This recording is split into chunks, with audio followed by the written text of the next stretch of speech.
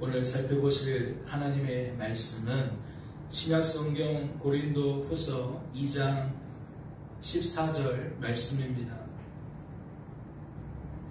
우리 함께 큰 목소리로 봉독하도록 하겠습니다.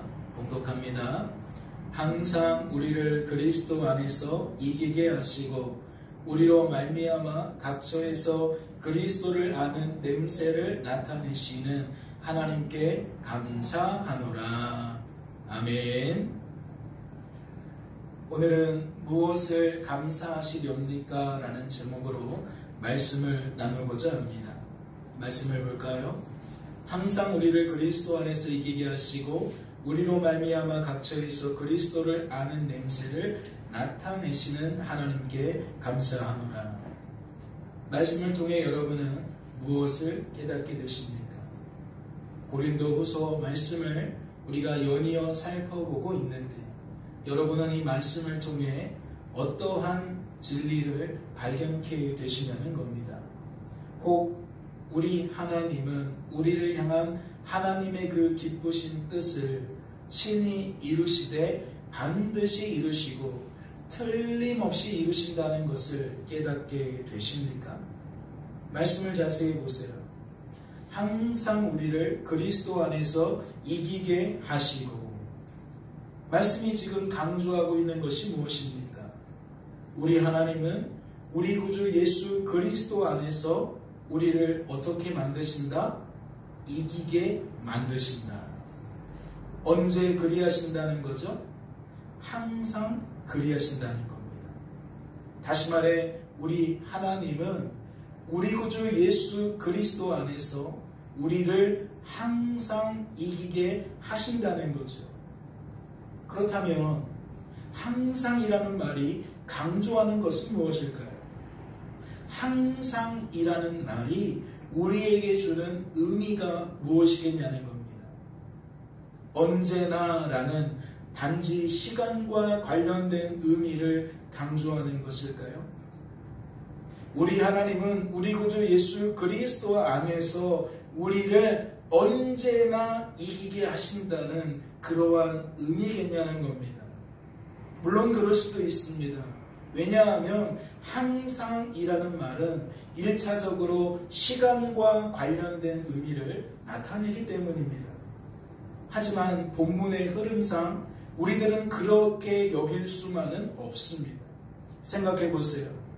형제들아, 우리가 아시아에서 당한 환난을 너희가 모르기를 원하지 아니하노니 힘에 겹도록 심한 고난을 당하여 살 소망까지 끊어지고. 이는 무엇을 나타내는 겁니까? 바울 일행이 아시아에서 심한 고난을 당했다는 겁니다. 바울 일행이 아시아에서 살 소망이 끊어질 만큼 심한 환난을 당했다는 거죠. 그렇다면 말이 되지 않습니다. 그렇지 않습니까? 항상이라는 말이 단지 언제나라는 의미라면 이것은 말이 되지 않는다는 겁니다. 우리 하나님은 우리를 언제나 이기게 하시는 분인데 이것은 말이 되지 않는다는 거지. 어디 그뿐인가요? 너희를 위한 우리의 소망이 견고함은 너희가 고난에 참여하는 자가 된 것 같이 위로에도 그러할 줄을 압니다. 무엇을 깨닫게 되십니까? 주어진 삶 속에서 고난을 당하게 된 것은 바울 일행만이 아니었음을 깨닫게 되십니까? 고린도 지역의 모든 교회와 성도들 역시 주어진 삶의 자리에서 바울 일행처럼 고난당하게 되었음을 깨닫게 되시냐는 겁니다. 그렇다면 이러한 본문의 흐름상 항상이라는 말은 단지 언제나라는 시간과 관련된 의미를 강조한다 할 수 없습니다. 그렇다면 항상이라는 말은 시간적 의미와 함께 무엇을 강조하는 것일까요? 항상이라는 말은 어떠한 의미를 내포하고 있겠냐는 겁니다. 이는 시간 속에 나타나는 하나님의 때를 강조하는 겁니다. 언제나라는 항상의 그러한 의미가 아니라 하나님의 때를 강조하고 있다는 거죠. 우리 하나님은 하나님의 뜻을 친히 이루십니다. 반드시 이루셔요. 틀림없이 이루셔요. 그러나 언제 이루십니까? 하나님의 때에 그리하십니다. 그러니 항상은 단지 언제나라는 시간과 관련된 의미를 강조하는 것이 아니라 하나님의 때에 하나님의 뜻을 반드시 또는 틀림없이 이루시는 하나님의 의지 또는 하나님의 열심과 관련된 의미를 강조한다고 말할 수 있는 겁니다. 다시 말해 우리 하나님은 하나님의 기쁘신 뜻을 따라 우리 구주 예수 그리스도 안에서 우리를 반드시 이기게 하신다는 거지요. 그분의 의지로 그분의 열심으로 우리를 틀림없이 이기게 하신다는 겁니다. 그렇다면 하나님께서 우리를 이기게 하신다는 것은 어떠한 의미일까요? 하나님은 하나님의 그 기쁘신 뜻을 따라 우리 구주 예수 그리스도 안에서 우리를 반드시 틀림없이 이기게 하신다는 의미라면 도대체 이기게 하신다는 것은 무슨 의미냐는 겁니다. 이어지는 말씀을 볼까요? 우리로 말미암아 각 처에서 그리스도를 아는 냄새를 나타내시는 하나님께 감사하노라. 그 의미가 무엇인지 발견하셨습니까? 하나님께서 우리를 이기게 하신다는 것은 어떠한 의미인지 발견하셨냐는 겁니다.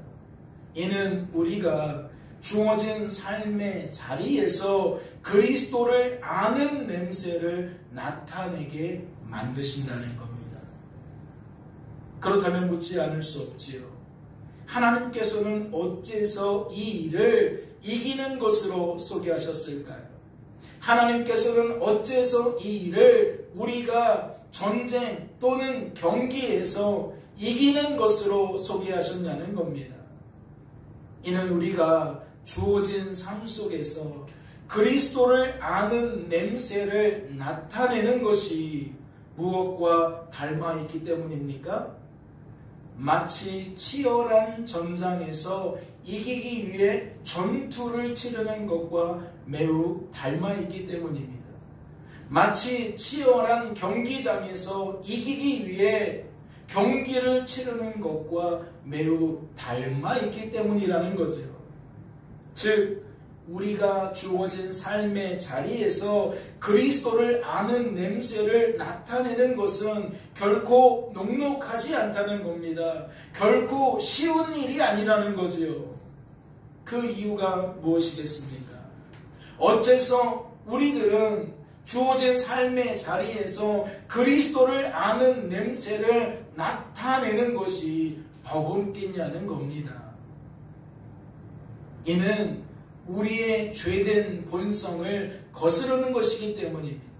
우리가 그리하는 것이 만만치 않은 까닭은 이것이 우리의 죄된 본성을 뒤집는 것이기 때문이라는 거지요. 말씀을 보세요. 육체의 소욕은 성령을 거스르고 성령은 육체를 거스르나니 이 둘이 서로 대적함으로 너희가 원하는 것을 하지 못하게 하려 함이니라. 무엇을 깨닫게 되십니까? 아담의 범죄로 말미암아 모든 인류는 전적으로 부패하고 전적으로 타락하여 전적으로 무능하게 되었습니다. 이는 범죄한 우리들이 한 사람도 빠짐없이 악하고 약하고 무능한 죄악의 본성을 소유하게 되었다는 것이지. 그 결과가 무엇입니까? 전적으로 부패하고 전적으로 타락하고 전적으로 무능케 되어진 결과가 무엇이냐는 겁니다. 이는 더 이상 하나님의 그 기쁘신 뜻을 따라 우리들이 살아갈 수 없게 된 겁니다. 즉 우리들은 죄 때문에 더 이상 하나님의 뜻을 따라 살지 않는다는 거지요. 살 수가 없다는 겁니다. 그러한 기능이 사라졌기 때문에, 그러한 능력이 사라졌기 때문에 우리들은 스스로의 힘과 능력으로는 그러한 삶들을 살아갈 수가 없다는 거지요. 죄로 인해 하나님만 하나님이심을, 인생의 주관자와 구원자는 하나님이심을 망각하게 되었기에, 오해하게 되었기에, 착각하게 되었기에 범죄한 인생은 우리를 어떻게 여깁니까? 나도 하나님처럼 여깁니다. 범죄한 인생은 나를 내 인생의 주관자와 구원자라고 여긴다는 겁니다. 이러한 인생의 대표적인 특징이 무엇입니까? 주어진 삶 속에서 내 뜻을 따라 살아간다는 겁니다. 이는 내 힘과 내 능력을 의지하며 살아간다는 것이지요. 다시 말해 범죄한 인생은 어떠한 삶을 산다? 하나님을 바라보지 않는 삶을 산다. 하나님을 의지하지 않는 삶을 산다. 하나님을 자랑하지 않는 삶을 산다. 다시 말씀을 드려요. 범죄한 인생의 특징이 무엇이라는 겁니까? 그는 주어진 삶 속에서 오직 내 뜻을 따라 살아간다는 겁니다. 이는 어떠한 의미라고요? 이는 내 힘과 내 능력을 의지하며 살아간다는 겁니다. 그래서 내 뜻을 살아가는 삶, 내 힘과 내 능력을 의지하며 살아가는 삶, 어떠한 삶이라고요? 하나님을 바라보지 않는 삶이라고요. 하나님을 의지하지 않는 삶이라고요. 하나님을 자랑하지 않는 삶이라고요. 그렇다면 그러한 그들이 주어진 삶 속에서 어떠한 냄새를 나타내겠습니까? 그들은 그리스도를 모르는 냄새를 나타낼 겁니다. 오늘 성경 본문은 그리스도를 아는 냄새를 나타낸다고 소개하고 있는데, 범죄한 인생은 전적으로 타락하고 부패하고 무능하게 되었기에 어떠한 냄새를 낸다? 그리스도를 모르는 냄새를 나타낸다. 그리스도를 모르는 냄새는 어떠한 냄새겠습니까? 그들은 하나님만 하나님이심을, 인생의 주관자와 구원자는 오직 하나님이심을 망각한 냄새를 낸다는 거예요. 오해한 냄새를 난다는 거예요. 착각한 냄새를 낸다는 거죠. 다시 말해 하나님만 하나님이신 것을 그들을 통해서는 발견할 수 없다는 겁니다. 인생의 주관자와 구원자는 오직 하나님이심을 그들을 통해서는 확인할 길이 없다는 거죠. 그들은 여전히 나를 하나님처럼 여긴다는 것이고, 나도 내 인생의 주관자와 구원자로 여긴다는 것이지요. 하나님만 하나님으로 여길 수가 없다는 거예요. 인생의 주관자와 구원자는 오직 하나님으로 여길 수가 없다는 거지요. 죄가 가득한 이 세상은 범죄한 인생들이 나타내는 그러한 냄새들로, 즉 그리스도를 모르는 냄새들로 가득하게 채워진 세상입니다. 왼쪽을 돌아보고 오른쪽을 돌아봐도, 어제를 돌아보고 내일을 돌아봐도 항상 우리 주변에는 어떠한 냄새가 가득하다? 그리스도를 모르는 냄새들이 가득하다. 그렇다면 그러한 세상 속에서 그리스도를 아는 냄새를 나타낸다는 것은 어떠한 결과를 가져오겠습니까? 모두 다 그리스도를 모르는 냄새를 나타내는데, 그 속에서 그리스도를 아는 냄새를 나타낸다는 것은 어떠한 결과를 가져오겠냐는 거예요. 말씀을 보세요. 육체의 소욕은 성령을 거스르고 성령은 육체를 거스르나니 이 둘이 서로 대적함으로 너희가 원하는 것을 하지 못하게 하려 함이니라. 그리스도를 아는 냄새를 나타내는 일에 거센 저항을 받게 되는 결과를 가져옵니다. 다시 말해 녹록하지 않다는 거죠. 쉽지 않다는 거예요. 그들이 강하게 저항하기 때문에, 거세게 저항하기 때문에 그 냄새를 나타내는 것이 쉽지 않다는 거죠. 이는 우리 안에서 그러하다는 의미고, 또 한편으로는 우리 밖에서 그러하다는 의미입니다. 즉 이러한 치열한 전장은 어디다? 바로 우리의 내면이다. 내 안에서 그리스도를 아는 냄새를 나타내고 싶은데 내 안에서 강한 저항이 있다. 이 세상도 마찬가지라는 거죠. 우리가 이 세상에서 그리스도를 아는 냄새를 나타내고 싶은데 이 세상은 거세게 저항한다는 겁니다. 우리의 내면이 치열한 전쟁터라는 것이고, 우리가 살아가는 이 세상이 치열한 경기장이라는 것이죠. 생각해 보세요. 우리의 생각과 감정과 의지가 우리 내면에서 그리스도를 아는 냄새를 나타내는 일에 어찌 반응하겠습니까? 거센 저항을 하게 될 겁니다. 그 이유가 무엇이죠? 우리의 생각과 감정과 의지는 죄된 우리의 본성을 따라 죄가 가득한 이 세상의 죄된 상식과 가치관에, 사람 논리와 환경 논리에 꽁꽁 사로잡혀 있기 때문입니다. 즉 우리의 생각과 감정과 의지는 나를 하나님처럼 여기는, 나도 내 인생의 주관자와 구원자라 여기는 죄가 가득한 이 세상의 죄된 논리에 강하게 붙들려 있다는 거지요.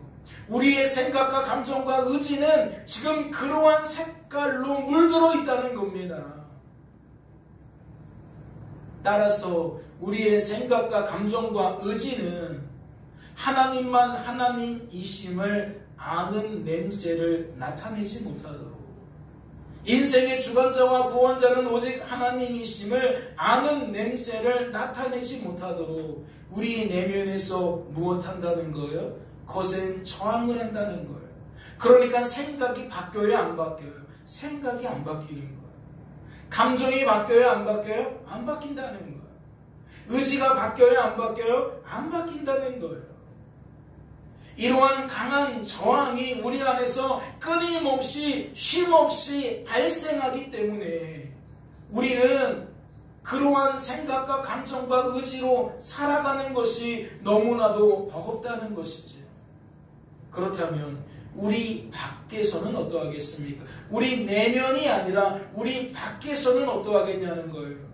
우리가 살아가고 있는 이 세상에서는 우리가 어떠한 결과를 마주하겠냐는 거지요. 말씀을 보세요. 그들이 이 같은 일을 행하는 자는 사형에 해당한다고 하나님께서 정하심을 알고도 자기들만 행할 뿐 아니라 또한 그런 일을 행하는 자들을 옳다 하느니라. 무엇을 나타내는 겁니까? 우리 내면에서와 마찬가지로 거센 저항을 하게 된다는 겁니다.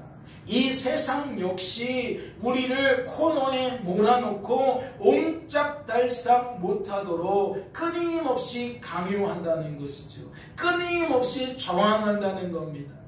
왜냐하면 죄가 가득한 이 세상은 우리 내면에서처럼 나를 하나님처럼 여기는 자들이 가득한 세상이기 때문입니다.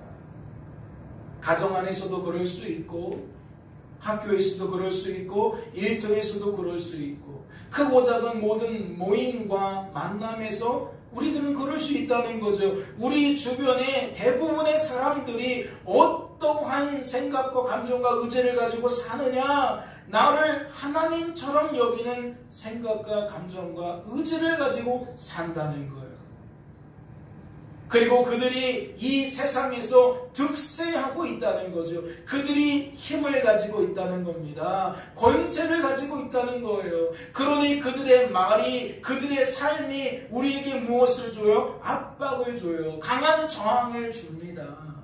우리가 우리의 입술로 하나님만 하나님이심을 나타내지 못하도록, 인생의 주관자와 구원자는 오직 하나님이심을 드러내지 못하도록 심한 압박을 준다는 거지요. 그러니 거듭해서 말씀을 드리지만 우리가 그리스도를 아는 냄새를 나타내는 것이 쉽지 않은 겁니다. 생각과 감정과 의지를 그렇게 붙드는 것이 내 삶 속에서 우리가 우리의 삶의 태도로, 우리의 입술에 쏟아지는 그 말들로 그렇게 냄새를 풍기는 것이, 나타내는 것이 결코 쉽지 않다는 것이죠. 말씀을 보세요. 항상 우리를 그리스도 안에서 이기게 하시고 우리로 말미암아 각처에서 그리스도를 아는 냄새를 나타내시는 하나님께 감사하노라. 그렇다면 오늘 본문 말씀이 최종적으로 강조하고 싶은 것은 무엇이겠습니까? 이 본문 말씀이 성도된 우리들에게 가장 강조하려는 것이 무엇이겠냐는 겁니다. 따라해 보실까요?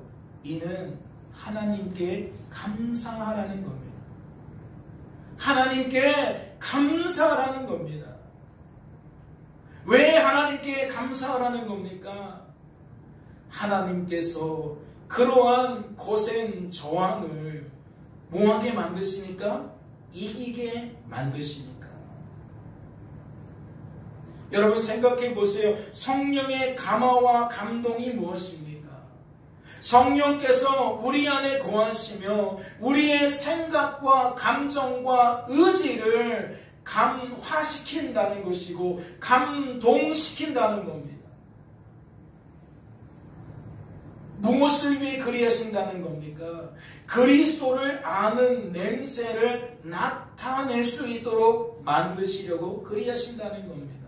다시 말해 우리 안에 있는 죄된 본성은 생각 속에서나 감정 속에서나 의지 속에서나 끊임없이 그리스도를 아는 냄새를 거세게 저항하는데, 우리 안에 거하시는 성령 하나님께서는 우리를 도우셔서 그러한 거센 저항을 뛰어넘게 만드신다는 거예요. 그래서 성도된 우리들의 생각과 감정과 의지 속에 어떠한 것들을 채운다? 그리스도를 아는 냄새를 채운다. 즉 하나님만 하나님이십니다 라는 생각과 감정과 의지를 채운다. 인생의 주관자와 구원자는 오직 하나님이십니다 라는 생각과 감정과 의지를 채우신다. 이 일은 결코 녹록치 않아요. 우리의 힘과 능력으로는 그 강한 저항에 부딪혀서 번번이 실패할 수밖에 없습니다. 쉬이 돌아설 수밖에 없어요. 그런데 능력이요 곧 은혜인 그 하나님께서 우리 안에서 역사하시면 그 불가능한 것처럼 보이는 일이 가능한 일이 되어진다는 거죠. 그래서 우리는 우리 구주 예수 그리스도를 나의 주 나의 하나님으로 영접할 수 있는 겁니다. 우리의 생각과 감정과 의지 속에서 우리 구주 예수 그리스도를 나의 주 나의 하나님으로 받아들일 수 있다는 거지요. 생각 속에서나 감정 속에서나 의지 속에서나 그러한 깨달음과 그러한 공감과 그러한 의지가, 시인이, 고백이 나타나게 된다는 거지요. 성령의 역사는 우리의 내면에서만 일어나는 게 아닙니다. 어디에서도 일어납니까? 우리를 통해 세상을 향해서도 나타납니다.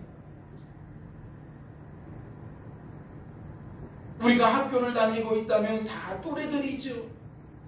또래 사회에서 무서운 게 무엇입니까? 다른 소리를 내는 것이 무서운 겁니다. 그들과 비슷한 언어를 써야 되고 그들과 비슷한 문화를 누려야 되고 그들과 무언가 튀는, 그들로부터 무언가 떨어져 있는 그러한 모습으로 사는 것은 굉장한 저항을 받게 됩니다. 특별히 오늘날 이 시대를 생각해 보십시오. 인권을 존중한다라는 그 명목하에 얼마나 기독교 신앙을 뿌리째 흔들고 있습니까? 어린 학생들이 학교에서부터 계속 무엇을 학습합니까? 우리가 하나님처럼 여겨지게끔 만들고 있습니다. 우리를 내 인생의 가장 높은 곳에 올려놓도록 만들고 있어요. 그것은 존중받아야 되는 것으로, 그것은 마땅한 권리로 그렇게 받아들이게 만들고 있어요. 그러니 그런 아이들에게 신앙을 훈련시킨다는 것은 이것이 맞지 않다는 것이지요. 나도 나를 이라는 생각을 꺾어버리기에는 너무나도 거센 저항에 부딪히게 된다는 겁니다. 그러니 많은 아이들이 어릴 때서부터 어떠한 형태로 자라납니까? 왜 꼭 하나님이어야 합니까? 왜 꼭 기독교여야 합니까? 왜 꼭 교회 다니지 않는 사람을 교회로 데리고 와야 됩니까? 그들도 그들이 선택할 수 있는 것 아닙니까? 그들에게도 자유가 있는 것 아닙니까? 그들을 존중해 주어야 하는 것 아닙니까? 라고 생각한다는 거죠. 그렇다면 그 아이들이 자라서 MZ라고 불려지는 세대는 어떻습니까? 다릅니까? 그들이 직장 생활을 하며 사회 생활을 하며 다른 모습을 나타냅니까? 그렇지 않습니다. 다시 말해 이 세상은 더욱 죄가 관용한 세상으로 변화되어지고 있기 때문에 더욱 거세게 저항을 한다는 겁니다. 그리스도를 아는 냄새를 나타내지 못하도록 더욱 거세게 저항을 한다는 거죠. 그러니 우리 내면에서부터 이미 갈무리하지 못하는데 우리 바깥에서 그럴 수 있습니까? 주변 사람들이 다 그리하지 않는데 우리가 그리할 수 있나요? 무슨 저 사람은 말만 내면 하나님 거리냐고 불편해하지 않겠냐는 겁니다. 눈치 주지 않겠냐는 거예요. 그래서 점점 우리의 입술이 하나님을 말하지 못하도록, 복음을 나타내지 못하도록, 그리스도를 아는 냄새를 나타내지 못하도록 만들 텐데 이것이 쉽겠냐는 거지요.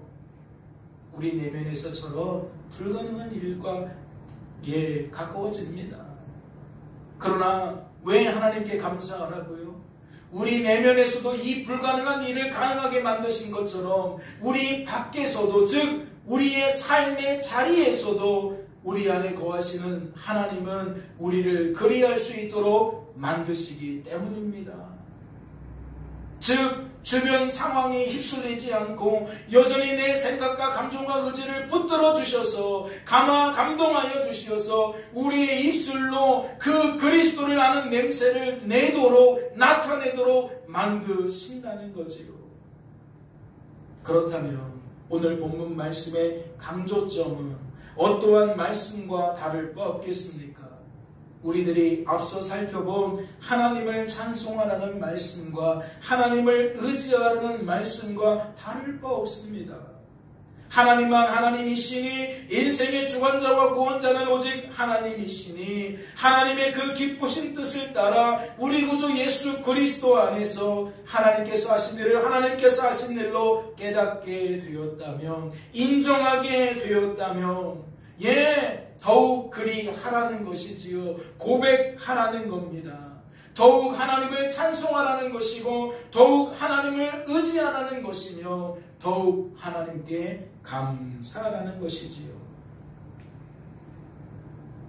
이는 거저된 일이 아니라, 우리가 스스로 결단한 일이 아니라 우리 안에 공하시는 하나님께서 우리를 향한 하나님의 그 기쁘신 뜻을 따라 우리들이 반드시 그리하도록 만드신 결과이니 더욱 그리하라는 겁니다. 더욱 하나님을 찬송하라는 것이고 더욱 하나님을 의지하라는 것이고 더욱 하나님께 감사하며 살라는 것이지요. 깨닫는 은혜가 있으시기를 주님의 이름으로 소망합니다. 잠시 기도합니다. 하나님 아버지 감사합니다.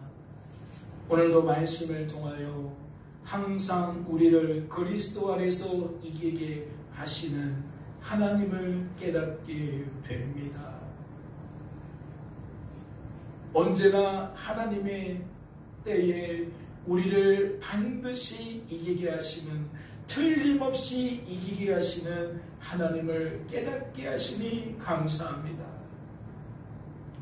치열한 우리 내면에서, 치열한 이 세상에서 우리는 도저히 이길 수가 없습니다. 우리의 목소리는 점점 작아질 수밖에 없고, 이내 우리의 생각과 감정과 의지는 세상 사람들과 동료가 되어질 수밖에 없습니다. 이는 우리가 성도다워질 수 없다는 것이고 성도로 보존될 수 없음을 의미하지요. 그러나 주님, 오늘 말씀을 통하여 다시 한번 깨닫습니다. 비록 우리들은 그러할지라도 우리 아래 거하시는 하나님은 그러한 우리들을 거저두지 않으시고 시마다 때마다 역사하셔서 우리를 보존시켜 주시고 성도답게 만들어 주심을 확인하게 됩니다. 새롭게 주어진 이 한 주간의 삶 속에서도 우리들은 주어진 삶의 자리에서 하나님을 더욱 찬송하기를 원합니다. 하나님을 더욱 의지하기를 원합니다. 하나님께 더욱 감사하기를 원합니다. 주여 축복하여 주시옵소서. 이 모든 말씀 우리를 죄에서 구원하신 예수님의 이름으로 기도하옵나이다. 아멘.